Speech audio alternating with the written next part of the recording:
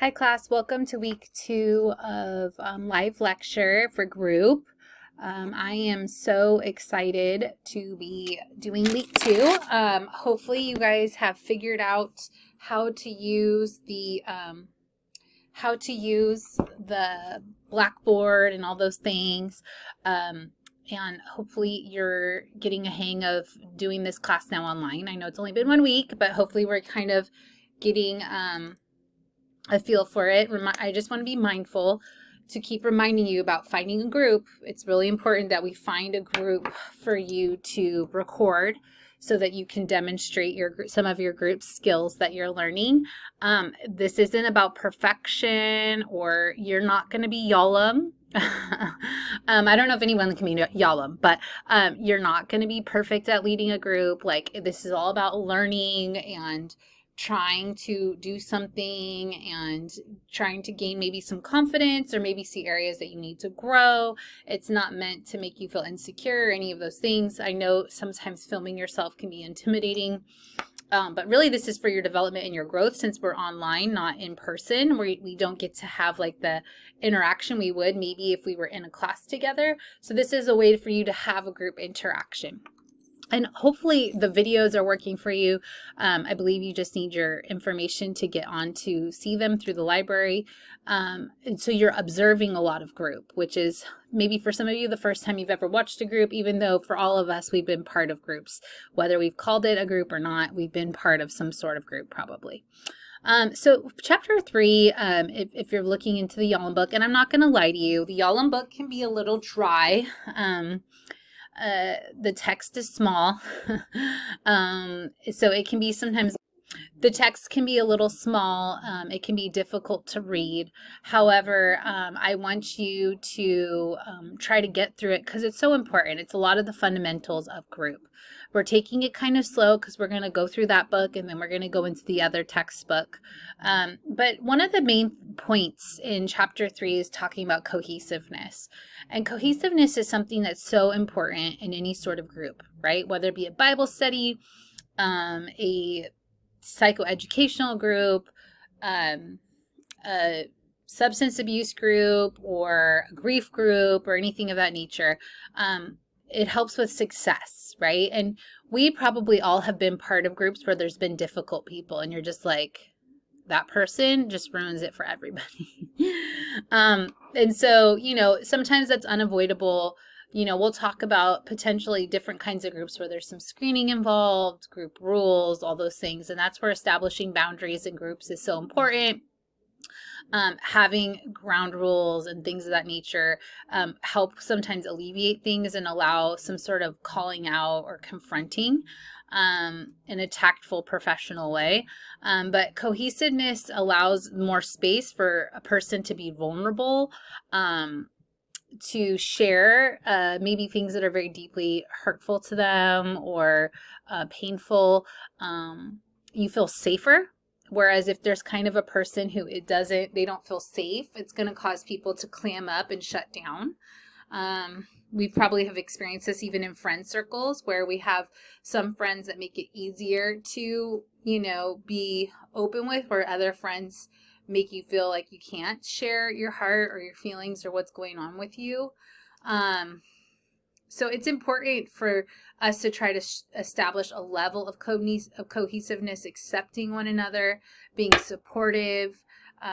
We want to try to just develop meaningful relationships, and that's really essential in group. The social behavior that's required for members in the group to operate at the best level. And that might be by us like establishing what their role is in the group, what your role is as a leader in the group. And the Corey and Corey text is going to get into this too. And that's why I like the Corey and Corey text so much, because I think it explains it so simply and so plainly. But again, like, that's so important that we establish that level of unity in the group, because I think that's when we get the most out of it. Group can be one of the most cathartic ways of a client getting healing. I think because, again, like I mentioned before, it's a level of I don't feel alone. People feel very alone and isolated in a lot of their personal issues, when really, as we know as clinicians, you're not alone. Like for me, I mean, I hear people's things like all day long. So I know they're not alone. But like, it's very easy within a situation to feel alone, even though you're not alone. And so for our clients, for them to be around other people who, again, who may be experiencing something at a different level, for them to not feel alone, and for them to feel, wow, like somebody else is going through it, looks different for them. Maybe it's worse even. Even that can be kind of validating, as terrible as that sounds. But it gives you perspective. Like, this is my situation, but this could be my situation. Or this person is making it, I can make it. You know, motivation, not that we're thriving in someone else's suffering, but it's kind of like when we realize we're all suffering, then it's like, I can get through this. It's some level of like, this can be something I can push through. And sometimes it's harder to feel that when you're all alone. Or, you know, if you're in a family where maybe people don't talk about their problems or their situations. And so it's like, I don't have anyone I can talk to about this. And, you know, people tend to withdraw and to isolate and to, you know, as a way of dealing with things, not knowing how to communicate about them. And in a group, it kind of teaches you maybe to even how to communicate with others about what's going on in your life. And it's not maybe that the people in one's life don't want to hear about it. It's just you may not know how to talk to them about it. And as we know, deeply personal things can make people uncomfortable. And so group can be a way to even educate a person on how to share deep things. And there's something freeing about sharing deep things with people who you probably are never going to have to see again in your life. That's what's the beauty of therapy. Like, you get to share all this information with your clinician, with your therapist, and you don't have to worry about seeing them necessarily. I mean, those things do happen actually, but not in a sense of like, we're not going to have to eat dinner together, or, you know, I'm not going to be your best friend. You know, it's like, you don't have to worry about my judgment in a sense, or at least you shouldn't have to worry about that. So again, it's important for us to establish cohesiveness if we can, because it helps with attendance. It helps our clients to keep coming. There's less turnover in the group. Stability, it helps create a level of stability. And so many people come from unstable situations, whether it be work situations, personal situations, that we don't want then our therapeutic situation to feel unstable. And one person can really do that. I mean, we probably have seen this in people in our own lives. Like, one person can ruin it for everyone, you know? And even when you think about when you go out with your friends, like, and you're going to introduce maybe someone new, you think about like, who's going to be there? And like, are they going to mess with the party? You know, you probably want like someone in there who's going to be like, help with like making everyone feel comfortable and feel welcomed. Like, that's me. Like, not that I'm that person. I'm not saying I'm that person, but I'm saying I'm an includer. So like, it's very uncomfortable for me for people to not feel included. And when I'm in a group setting and like people aren't like it's like stressful for me. Like, I feel like I own the responsibility. Like, I need to like be with everyone and make sure everyone's having a good time, and then I can relax, you know? And so the same thing with group. As a leader, we want to try to create that level of cohesiveness of like, not that there still won't be moments of like uncomfortableness. That's not even a word. Discomfort. Not to say there won't be moments of discomfort, or there won't be moments where you're like, you have to confront a situation. But for the most part, like, there's a level of cohesiveness. And when there's cohesiveness, it even makes it easier to be able to have the hard conversations, right? Because there's a level of trust, there's a level of respect. And we have seen this even in individual relationships, that when we respect someone, we go further with them than if we don't. And so if the group in itself has that respect, then I think you're going to go further with that group. You know, and I think, like we talked about, like taking risks, vulnerability is a risk. You know, for some of us, it's more of a risk than for others. For some of my clients, like when we look at it just even from an individual perspective, it's hard just getting here, right? And then to be open is like one step even further. And so when you're in a group that feels not safe, you're not going to take risks. It's not going to be super constructive. it will only go so far because there's that fear of like, if I put myself out there, what's going to happen? And we would like to avoid that if we can, if possible. So creating like cohesiveness is like so important. So just be mindful of that as you're moving forward, as you're looking into group, as you're looking at providing groups. Some of you might be in practicum sites where you do groups often. You know, you work in an inpatient setting or an intensive outpatient setting where you do groups often. Group is one way to like kind of meet a need of a lot of people all at one time. Maybe you're in a school, you do social skills groups or anxiety groups, things of that nature. And so just be mindful of that as you look at your group and you see like things that are working well or see things that aren't working well. Where's the cohesiveness at? And that might kind of tell you maybe what some of the things are that are going well and maybe why some things aren't, because there is the lacking in that cohesiveness. Okay. So that's one thing to be mindful of. The other things to be mindful of is we have to think of the client's view. And it's important. So to be mindful of that. You know, we have a couple, in this chapter, we have a couple different examples. We talk about a new member, Barbara, you know, how she's been laid off, what she's been talking to the group about. And it gives you those examples for you to try to learn and to gain some information. And it says here, we can see in this brief illustration, some of the therapeutic factors: universality, installation of hope, self-understanding, imparting of information, family reenactment. And a lot of times in group, there can be some sort of level of kind of almost like correcting, like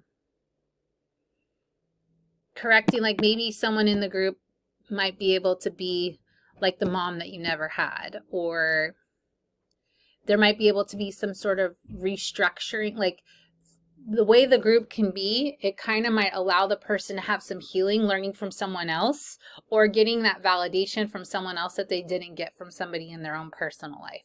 There's like, it can take on its own life form in that kind of way, group can. And so we just need to be mindful of that healing that can take place and that interaction, where we don't necessarily always get that interaction in individual therapy, but that interaction can happen in group therapy, which is beautiful. It's really, really beautiful. It can be very cathartic for clients. And so just remembering how to, you know, navigate through some of those things and to allow space for those things to happen is so important. We're going to look at these 12 different categories that, you know, were kind of looked at and that kind of describe different things that people found valuable in group. Altruism, helping others has given me more self-respect. Putting others' needs ahead of mine, forgetting myself and thinking of helping others, giving part of myself to others, helping others and being important in their lives. And I think, you know, it's not all about like forgetting that you have issues, but I think it's perspective, and like kind of goes with like belonging and feeling like you're not alone. When you have like some ability to feel like you can give insight or information, you feel more connected. And you feel like invested and that you have some worth and or value. Again, the whole point isn't to avoid your own personal issues, but it's more of a way to establish like, I have some contribution. And I think a lot of people don't feel like they necessarily have contribution. And so it's good for clients to be able to know that and to recognize that as part of their truth. You know, and I think that creates like some level of investment too in the group. Like I mentioned, group cohesiveness, belonging, that gives that sense of belonging, not feeling alone. Universality, we mentioned that earlier. Learning I'm not only one with this type of problem, seeing that I was just as well off as others, learning that others have some of the same thoughts and or feelings I have, which those could be labeled as bad. Learning that others had parents and backgrounds unhappy like mine, because some people just assume everybody else is like in a different situation when really most people are not as different from you as you may think. That's what a lot of clients think, like, oh, you probably have never heard this before. And I'm like, always tell them, oh, I've heard everything under the sun. um, you're not that unique. Actually, no one is. That's actually things I say. But anyways, learning that I'm not very different from other people, that causes this level of universality. We're in this together. We're going to work through this together. Like that's, now we're starting to get that investment, right? Which is so important, that personal investment. The learning and input the group is teach me about the type of impression I make on others, learning how I come across to others, group members pointing out some of my habits, mannerisms that may be annoying, but maybe you're more receiving of that because you're like, these people aren't different than me. They don't think they're better than me. I can hear that more now because I trust these people. Again, that goes back to that cohesiveness we're developing. These are all the things that can be gained, which are huge. Like you can't gain some of this stuff in individual therapy. Improving my skills in getting along with people, interpersonal learning, feeling more trustful of groups and other people, learning about the way I related to the other group members, the group giving me an opportunity to learn and approach others, working out my difficulties with one particular member in the group, dealing with confrontation, boundaries. Maybe it's not oversharing as a way of trying to connect, which, again, I think that's why group is so helpful, because there's this ability kind of to formulate iron sharpens iron. We're kind of only as strong as our weakest member, like that kind of conversation. I think that there's opportunities for that to happen when you're with other people more than just yourself. There's a level of guidance, group members telling me what to do, someone in the group giving definite suggestions about a life problem, group members advising me to behave differently with an important person in my life, which we have to be mindful of advice giving, but maybe through their own talk through process, they're able to see like, well, this is what so-and-so, this is what Susie did, so maybe that would be helpful for me, or I can learn like from maybe someone's success and or someone else's mistakes. Like that's good. Right? Catharsis, being able to unload, again, not alone, getting to express my feelings, learning how, being able to say what's bothering me, identification, trying to become like someone in the group who was better adjusted than I, that might give some motivation, seeing that others can reveal embarrassing things and take other risk and benefit from it helped me to do the same. And again, that's a lot of modeling. A lot of modeling can come being group, which that's where modeling too, like if people aren't modeling good behavior, that's where it can become problematic. And so just to be mindful of that as a group leader, that's why it's so important that we have control of the group. And that's where I find it helpful if you do have a partner in leading. I mean, we'll talk about this when you get to the Corey material about how that can be helpful or a problem if you and your group co-leader are not on the same page. And or if there creates division, like everyone likes, Joni, but nobody likes Tony. And so now it's a competition between the co-leaders. That's problematic. But finding someone in the group I can pattern myself after, that's like identification.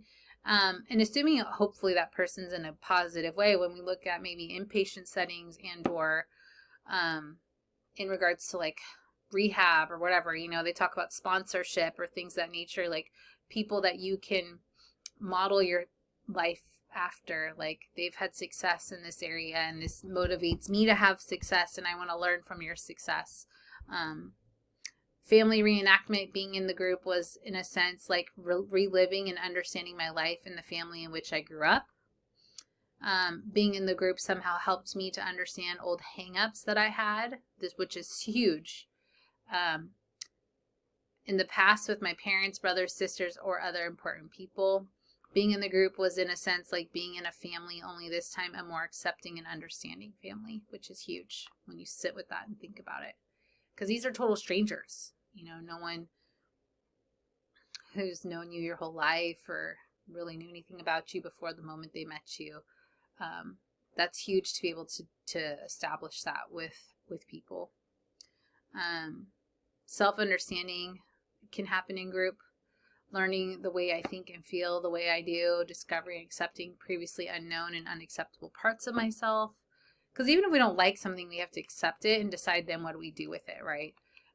And you can learn that again more so with other people than sometimes just when it's just you and one person. Even in couples therapy, there's things I'll learn about a client when it's just them, and then they bring in their partner, and it's like a whole new ballgame. And I think it's because the partner either brings out the pieces that get left out, and or there's a whole other dynamic. And so that's something like about group. You have multiple people, so it brings up other dynamics. Maybe because someone reminds them of somebody else. Maybe because they are learning from someone, or they see growth in other people, so that's challenging them maybe in a positive way. Maybe it's bringing up negative feelings because someone reminds them of someone from their past, and but we're able to work hopefully through that together and hopefully see an outcome that is better than previous outcomes, which again installs hope. And that's a big part of group. Seeing that other group members improved encouraged me. Knowing that the group has helped others with problems like mine encouraged me. The whole point of group is to be encouraging, not defeating. Seeing that others have solved problems similar to mine. It's hopeful. Hope doesn't have to be this gigantic beacon of light, because if there was that beacon of light, they wouldn't need anybody else. Hope sometimes, I read this once, about someone I think incarcerated, like not for a good reason. Hope is sometimes like a flickering light of a candle. It's very small, but focusing on that, it's enough light to like give you some, to be able to see a little bit. And you're hopeful that there's going to be more light. Sometimes hope is all that is. It's a flickering of a candle. It's a little bit of light in a very dark space. And group could do that for people. You could get to be a part of that, which is huge. Sometimes you hold the hope for them because they don't see a lot of hope for themselves. But hopefully over time, they will. They will. And then, of course, recognizing that no matter how close I get to other people, I must still face life alone. You know, I have to face life, facing the basic issues of my life and death, and thus living my life more honestly and being less caught up in trivialities, like perspective. And I think it's very easy to get caught up in our own personal perspectives when there's nobody else to give insight into that.